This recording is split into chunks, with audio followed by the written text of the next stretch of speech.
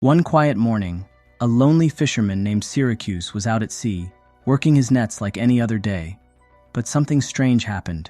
His net felt heavier than usual, dragging like it had caught something big. When he pulled it in, he wasn't expecting what he saw. Caught in the net was the body of a woman. At first, she looked lifeless, like she had drowned. But then, Syracuse noticed she was still breathing. Barely. Thinking fast, he gave her mouth to mouth and helped her cough up the water in her lungs. To his relief, she came back to life, confused and gasping for air. Trying to keep her warm, Syracuse wrapped her in a blanket and suggested taking her to a hospital. But she panicked at the idea. She insisted she was fine and absolutely refused to be seen by anyone. Her reaction was odd, almost like she was hiding from something or someone. Things got weirder when another boat passed nearby. She quickly ducked down, avoiding any chance of being spotted. When he asked her name, she claimed she didn't know it.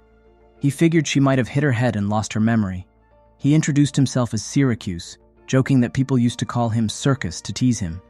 Knowing she didn't want to be found, Syracuse decided to bring her to an old abandoned cottage that once belonged to his mother. It was hidden away in a quiet spot, perfect for someone trying to disappear. After giving her something to eat, he told her he had to leave for a while. She calmly said she'd be fine on her own, which surprised him. Syracuse's next stop was his ex-wife's place to pick up his daughter, Annie. Annie needed dialysis, and Syracuse, ever the caring dad, gently carried her to the car.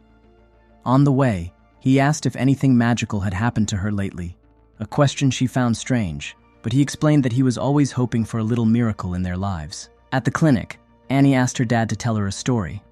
So he made one up, about a fisherman who pulled a woman from the sea. Annie, sharp as ever, immediately guessed there was more to this woman. Was she a mermaid? A Selkie, maybe? Syracuse played it cool, saying he wasn't sure.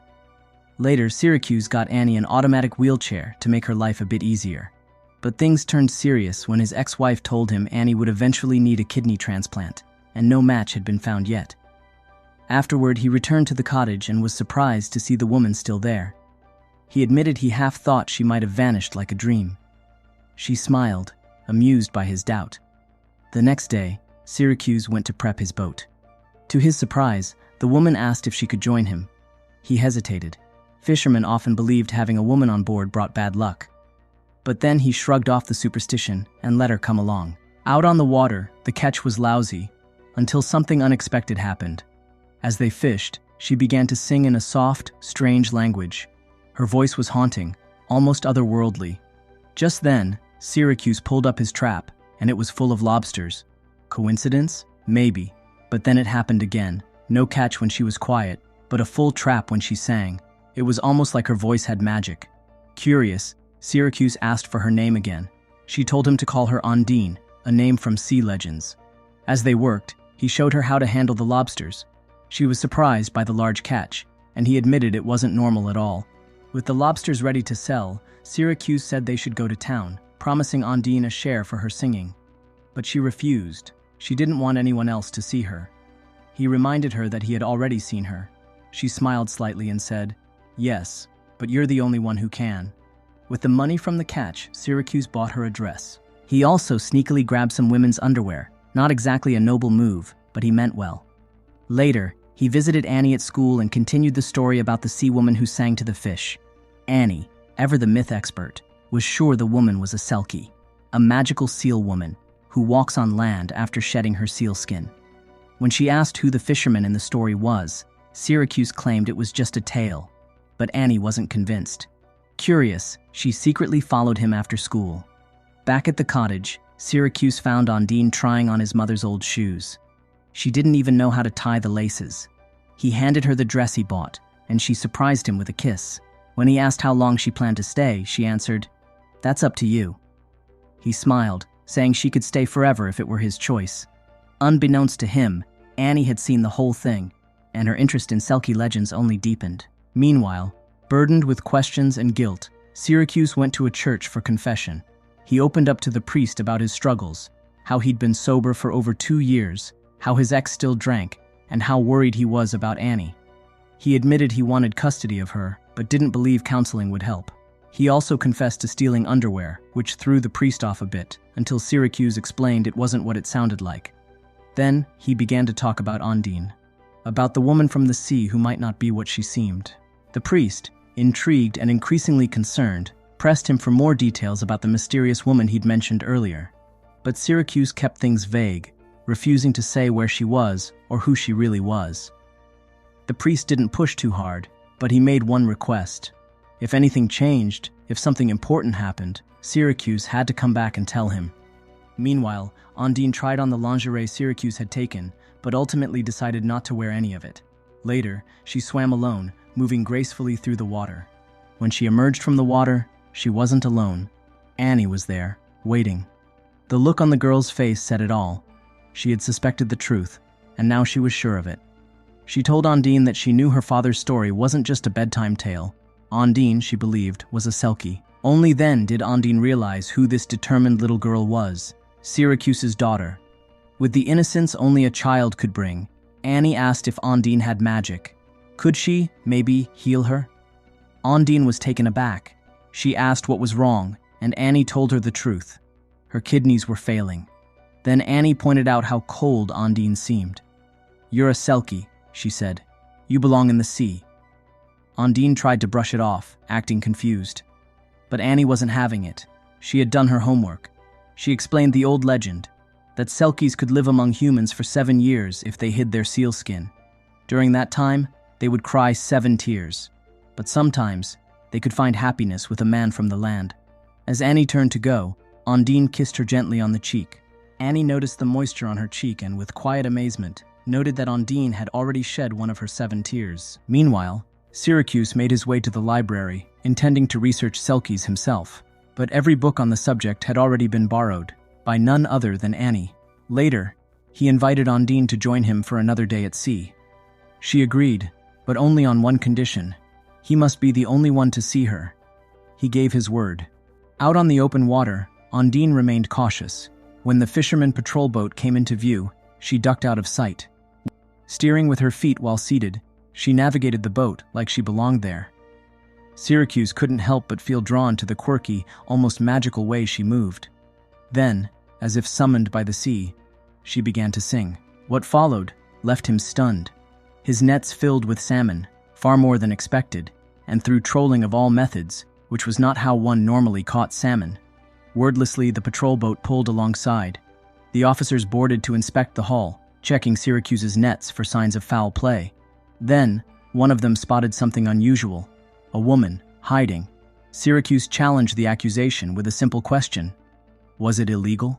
The officers, caught off guard, admitted it wasn't, but it was certainly unexpected. After they left, Ondine accepted that hiding wouldn't work anymore. Later, Syracuse brought her into town. In a place where strangers were rare and beauty even rarer, Ondine stood out like a lighthouse in fog. Inside a small boutique, she tried on clothes while curious locals pressed against the windows. Back at home, Syracuse and Annie pieced things together. He had found Ondine near Seal Rock, a detail that only deepened the Selkie theory. At the old house, Annie confessed that she didn't know how to swim. Ondine decided to teach her. But during the lesson, something in the water caught her eye. Alarmed, she scooped Annie out of harm's way and dove in. When she resurfaced, she held a mysterious object. Annie, wide-eyed, guessed it must be the seal coat. Ondine hesitated, then agreed. She told Annie they needed to bury it so she could stay on land for 7 years. The girl loved the idea. Together they dug a hole, laid the item to rest, and sealed it with a promise. No one must know where it was hidden. Later, the trio took the boat out again. Annie explained more Selkie lore to her father, that Selkies could live on land for 7 years unless their sea husband came for them, and that they were known to grant wishes. Ondine shook her head, gently insisting that she wasn't one of them. She urged Annie to let the idea go. As all this unfolded, a stranger arrived in town.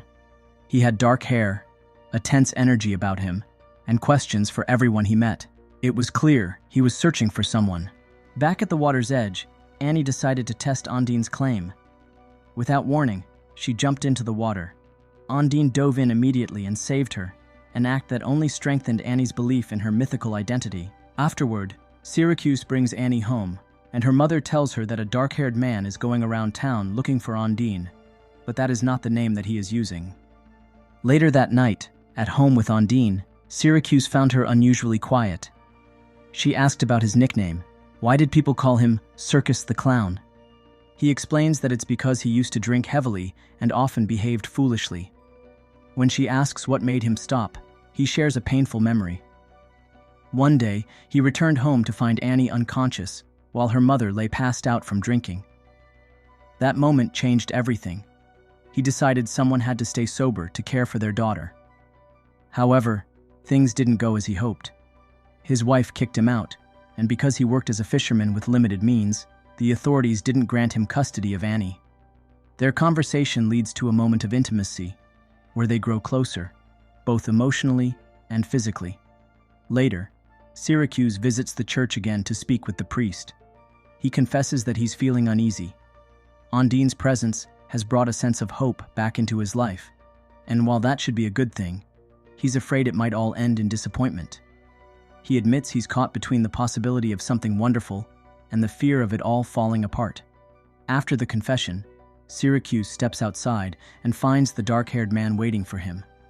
The man questions him about the woman Syracuse pulled from the sea, asking what he calls her. Syracuse chooses not to answer. Meanwhile, Ondine is resting when she spots headlights approaching the house. She quickly realizes it's the same dark-haired man and immediately runs off to hide. At the same time, Syracuse picks up Annie from her dialysis appointment and drives her home. When they get there, he discovers the house is locked. The keys are with his wife, who is at a bar, and even though he's reluctant, he has no choice but to leave Annie with her. When Syracuse steps into his home, he's stunned. Everything's been turned upside down. Panic sets in as he rushes out to find Ondine. Eventually, he finds her hiding, shaken. She explains that the man Annie once mentioned, her Selkie husband, has arrived to reclaim her. Syracuse, trying to make light of it, suggests she just tell the man off. But her response hints at a complicated bind she can't easily escape. When he jokes about her having wish-granting powers, she doesn't wish for freedom. Instead, she softly says she wishes Annie could be healthy again. Touched, Syracuse makes a quiet wish of his own, for Ondine to stay with him forever. Meanwhile, Annie's mom is driving her home while clearly intoxicated. The worst happens. She crashes into another vehicle, which turns out to belong to the dark-haired stranger. Her boyfriend, Alex, is thrown through the windshield and dies on the spot. Syracuse and Ondine arrive quickly. His focus is only on Annie's safety. At the hospital, doctors share surprising news. Alex had an organ donor card, and miraculously, he's a match for Annie. The transplant goes ahead. Elsewhere, Ondine has a tense encounter with the dark-haired man, revealing they share a criminal past. There's more to her story than magic and mystery. Later, Syracuse attends Alex's funeral. He helps his ex-wife, now in a wheelchair, through the wake. She pressures him to drink in Alex's honor, and although he hesitates, he eventually gives in. During their conversation, she insists that while she's unwell, Annie should live with Syracuse, but he must part ways with Ondine. According to her, Ondine brings luck at first, but bad fortune follows. That night, heavily drunk and spiraling, Syracuse drags Ondine to a rocky outcrop known as Seal Rock. With a heavy heart, he leaves her there, pretending he's just getting another drink from the boat. She pleads to at least say goodbye to Annie, but he walks away. In his mind, people like him and people like her don't belong together. As far as he's concerned, she should stay with the seals and sing to the sea. The next morning, Syracuse wakes up in a tree, literally. The local priest finds him and helps him down. He offers some advice that sticks. Happiness isn't easy, it takes effort. Misery, on the other hand, comes naturally. Syracuse later picks Annie up from the hospital. She notices Ondine is missing. He tells her that Ondine's Selkie husband returned and took her away. Annie, wise beyond her years, hints that Ondine will return. After all, something of hers is still here. When asked what she means, Annie keeps it to herself. Annie watches a live concert on TV. A song catches Syracuse's ear. He's heard it before. Ondine sang it once, on his boat. That moment flips everything. Realization dawns. She's no mythical creature. She's real. He rushes to Seal Rock and finds her. This time, she doesn't hold back the truth. Her name isn't Ondine, it's Joanna. She tells him that she was trafficked as a drug mule from Romania. The dark-haired man is named Vladic, and he forced her into smuggling drugs by sea. During the chaos of being pursued by the Irish Coast Guard, she nearly drowned, until Syracuse pulled her from the water. Their return home takes a dark turn. Vladic is already there, threatening Syracuse and Annie at gunpoint, demanding the hidden drugs. Joanna leads him to the supposed hiding place, but it's empty. Annie later confesses she moved Joanna's seal coat, believing that if it stayed hidden, Joanna wouldn't have to leave. Joanna promises to stay if she gets it back. Annie tells her it's in the lobster pot. Out on the water, Vladic hauls up the pot, unaware that he's standing on a rope. Joanna seizes the moment, using the rope to topple both Vladic and his accomplice into the sea. Neither man can swim. They drown. The police arrive soon after and take Joanna into custody. Though safe, her situation is far from over. As a non-citizen, she faces deportation. Later, Syracuse finds himself back at church.